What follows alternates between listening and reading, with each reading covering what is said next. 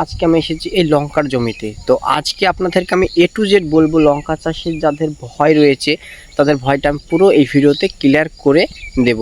কোন মারাত্মকগুলি রোগ হলে লঙ্কা চাষ আপনারা মানে যে ফলন সে চাষ থেকে ফলনটি আপনারা পাবেন না, এবং কোন ওষুধ দিলে সেই রোগগুলিকে সহজেই জমি থেকে আপনারা দূরে সরাতে পারবেন। তো ভিডিওটি পুরো দেখবেন। তো আপনারা দেখছেন growing green success YouTube channel এবং আমি আপনাদের সঙ্গে আছি রানা।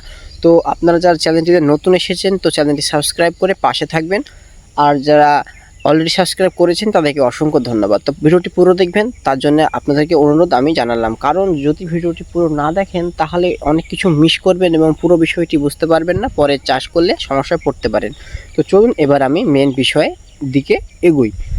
তো এখানে যদি আপনি লক্ষ্য করেন, এই যে জমিটি রয়েছে মোটামুটি 5 কাঠা জমি এখানে লঙ্কা চাষ করা হয়েছে। তো এবার আপনাদেরকে আমি একটি জিনিস দেখানোর চেষ্টা করব, ঠিক আছে, যে এই যে গাছগুলি বর্তমানে সুস্থ রয়েছে একরকম, তো অসুস্থ কোন গাছগুলিকে বলা হয় সেগুলো আমি একটু আপনাদেরকে পরে জানাচ্ছি। তো এখানে আমি পুরোপুরি যে লঙ্কার জমি সেখানে আমি আপনাদেরকে আমি তুলে ধরার চেষ্টা করব লঙ্কার জমি থেকে, যে এখানে লঙ্কা গাছগুলি মোটামুটি এখন ভালোই আছে। তো একটি সমস্যা রয়েছে, সেই সমস্যাটি হয়তো সমাধান করলে গাছটি আরও ভালো লাগবে এবং সুস্থ থাকবে, এখানে আপনাদেরকে আমি বলে রাখি। তো আপনারা এখানে যদি লক্ষ্য করেন একটি কোঁকড়ানো ভাব পাতায়, আপনারা যদি লক্ষ্য করে থাকেন এই যে পাতাগুলি কুকড়ে আছে, হ্যাঁ প্রত্যেকটা গাছেই কিন্তু কুকড়ে আছে। সাধারণত সুস্থ গাছে পাতা এইভাবে কুকড়ানো থাকে না, ঠিক আছে। তো আপনারা এই যে সমস্যাটি আছে এটি কিন্তু খুব একটা বেশি পর্যায়ে যায়নি, এখান থেকে আপনারা ফলন পাবেন। যে ফুলজালি আপনি যদি লক্ষ্য করে থাকেন, ফুলজালি এই যে ফুলজালি গাছে রয়েছে, ফুল রয়েছে, ঠিক আছে। আপনার তলের দিকে আমি যদি দেখানোর চেষ্টা করি, জালি খুব একটা নেই গাছে, তার কারণ এখানে সঠিকভাবে ওষুধ স্প্রে করা হয় না। যদি এখানে সঠিকভাবে সঠিক ওষুধ স্প্রে করা হয় তাহলে এখানে অধিক ফলন পাওয়া যাবে, তার কারণ ফুল রয়েছে, জালিও কয়েকটা গাছে দেখতে পাওয়া যাচ্ছে রয়েছে। হ্যাঁ, এখানে যেমন গাছ তেমন কিন্তু ফলন দেখা যাচ্ছে না। কারণটা আমি বলছি, কারণটা এটাই যে এখানে সঠিক ওষুধটি এখানে প্রয়োগ করা হয় না।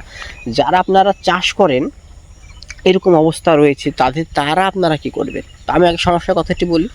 প্রথম যে সমস্যাটি সেটি হলো ছত্রাক গাছের পাতা পচে যায়, কাণ্ড থেকে পচতে নিচের দিকে যায় এবং গাছটি পুরো একদম চারের সাইডটা একদম নষ্ট হয়ে যায় পচে, ঠিক আছে। গাছটা পুরো খাড়া হয়ে থাকে, বাট এখানে সমস্যা হলো কাণ্ডগুলো পচে যায়। এটি হচ্ছে একটা ছত্রাক, খুব একটি মারাত্মক ছত্রাক, ঠিক আছে। আমি সমাধানটি কিছুক্ষণ পরে বলছি, আগে সমস্যাগুলো বলি।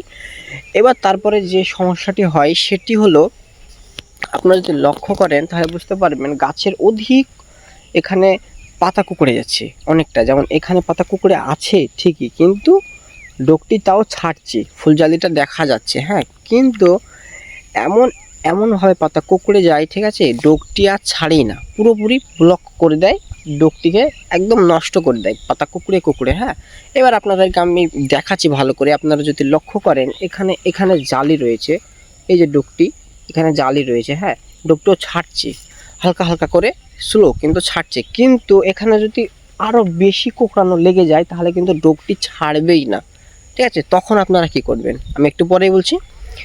এবার দেখা গেল গাছ সুস্থ রয়েছে, সব কিছু সমাধান করলেন, ছত্রাকটিকে সরালেন, মাকড় সাদামাছি আপনারা সব কিছু এখানে ঠিকঠাক ওষুধ ব্যবহার করলেন, তারপরেও দেখা যাচ্ছে এখানে আপনারা ফলনটা পাচ্ছেন না। তো চলুন আমি এবার আপনাদেরকে এই বিষয়গুলি ক্লিয়ার করি যে আপনারা ফলন কিভাবে এখানে অধিক পাবেন এবং এই যে রোগগুলি বললাম তার সমাধান আপনারা কি করে করবেন। তো প্রথমে সাদা মাছির জন্য আপনারা ব্যবহার করবেন রনফেন, ঠিক আছে। একটি খুব ভালো মানের কীটনাশক বা আপনারা এখানে ওষুধ বলতে পারেন।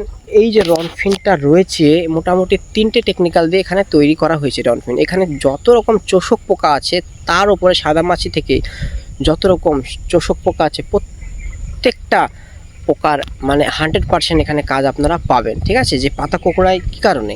চোষক পোকা পাতা চুষে খায় রসগুলো, তাই এখানে পাতা কুঁকড়ে যায়, ঠিক আছে। তো আপনারা তার জন্য এখানে প্রথমে রনফেন ব্যবহার করবেন, তারপরে ইমিডাক্লোরোপিড ব্যবহার করবেন, মানে একটি ভালো তার সঙ্গে একটি নর্মাল ব্যবহার করবেন, হ্যাঁ। তারপরে কি করবেন, এখানে একটা সিমোটিস স্প্রে করে দেবেন, খুব ভালো মানের একটি কীটনাশক বা আপনারা ওষুধ বলতে পারেন। এটি যখন স্প্রে করবেন, এই যে 3টি বললাম মানে পরপর মোটামুটি 5 থেকে 6 দিন ছাড়াছাড়ি এই যে 3টি কম্বিনেশন বললাম এটি আপনারা পরপর করবেন। দেখবেন গাছ আপনার পুরো ক্লিয়ার হয়ে গেছে। এবার বলি ছত্রাকের কথা। ছত্রাক যেটি হয় সেটি অনেকে নেটেভো ব্যবহার করে। নেটেভো ব্যবহার করলে কি হয়, গাছের গ্রোথটা অনেকটা কমে যায় এবং অনেকটা সমস্যা দেখা যায় অনেক রকম। ঠিক আছে, তো আপনারা এখানে রেডিমেড গোল্ড ব্যবহার করবেন, তার সঙ্গে অ্যামিস্টার টপ রেডিমেড গোল্ডটা সিঙ্গেল ব্যবহার করবেন। তারপরে আরেকবার যেটি করবেন, কাসুকিমাইসন এবং আপনারা এখানে মিস্টার টপ দুটোকে একসঙ্গে মিশিয়ে আপনারা এখানে পুরো গাছে স্প্রে করে দেবেন। ঠিক আছে, প্রথমে রেডিমেড গোল্ড, তারপরে কাসুকিমাইসিন, তারপরে আপনারা এখানে মিস্টার টপ দুটোকে স্প্রে একসঙ্গে করবেন। ঠিক আছে, এই যে মিস্টার টপ এবং কাসুকিমাইসিন আপনাকে বললাম, এটি ব্যবহার করার পরে এই যে দুটি ব্যবহার করলেন রেডিমেড গোল্ড এবং এটি মোটামুটি এটাও 4 থেকে 5 দিন ছাড়াছাড়ি এটি ব্যবহার করবেন। আপনারা দেখবেন গাছটি অনেকটাই আগের চেয়ে ভালো লাগছে। ঠিক আছে, তো এবার গেল সাদামাছি, চোষক পোকা, ছত্রাকনাশক সবই ঠিকঠাক আছে, এবার গাছটি সুস্থ হলো। হ্যাঁ, কিন্তু ফুলজালি অনেক আসলো বা আসলো কিন্তু জালি এখানে থাকলো না, কিন্তু ফুলই আসেনি এমনটাও হতে পারে। তো তারপরে আপনারা কি করবেন, এখানে আপনারা একটি ভালো মানের পিজিআর ব্যবহার করবেন, এটা করতেই হবে।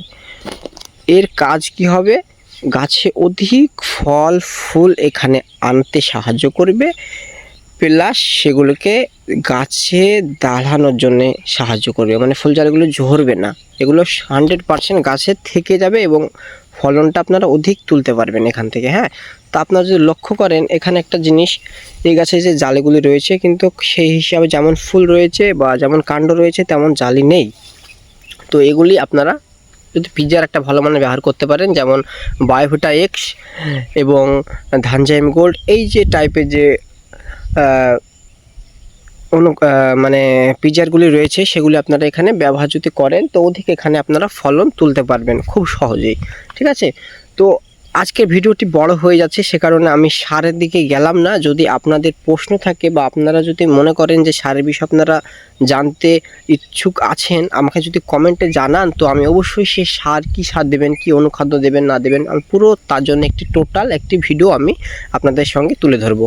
তো আজকের ভিডিওটি বেশি বাড়াচ্ছি না, এতটুকুই রাখলাম। ভিডিওটি অনেকটা লম্বা হয়ে যাবে যদি আমি আরও কিছু বলতে যাই। ঠিক আছে, যদি আপনার সারের বিষয়টি, অনুখাদ্য, গাছের গোড়ায় কী দিবেন সেটি যদি আপনারা জানতে চান তো আমাকে কমেন্টে জানাবেন, আমি অবশ্যই এই রিলেটেড একটি পুরো ভিডিও আপনাদেরকে তুলে ধরবো। তো আমার চ্যানেলটি সাবস্ক্রাইব করে রাখবেন। ভালো থাকবেন, সুস্থ থাকবেন। আজকের ভিডিওটা এতটুকুই ছিল, দেখা হচ্ছে অন্য কোনো ভিডিওতে।